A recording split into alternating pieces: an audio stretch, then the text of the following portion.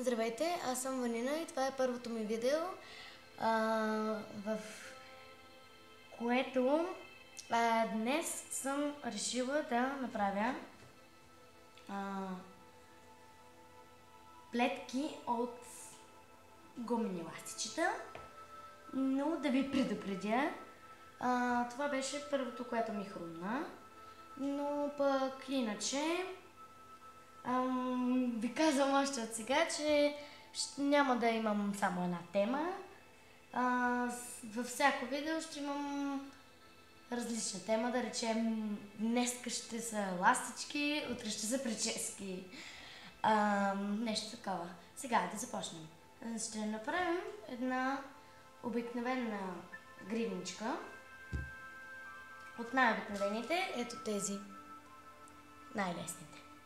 Първия път, следващия път ще е нещо друго. Така, за целта ще ни трябват една такава прашка, специална кука за плетене, един склипс, която представлява кукличка за закачане на ластичките и разбира се ластички в различни цветове. Ако искате, вие можете да го направите в един цвят, но аз съм избрала 3 цвета. Така, нека да започнем. Първо, аз избирам този цвет и завъртаме така на осмица около това, около специалната прашка и слагаме другото ластиче отгоре. Обръщаме и правим така. След това взимаме другия цвет. Отново обръщаме и ето така. След това отново първият цвет взимаме и превъртаме отгоре. След това отново и отново, докато не приключим с дължината, която ние искаме да направим.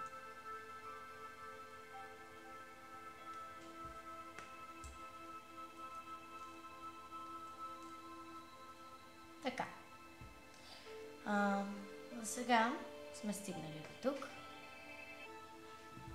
Така, след като го продължих по време на паузата,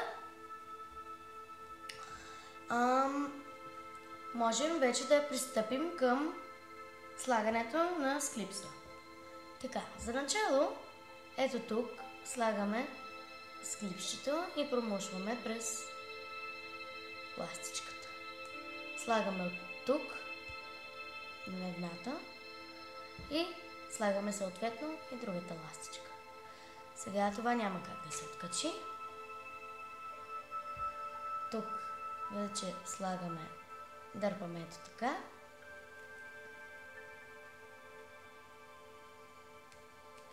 И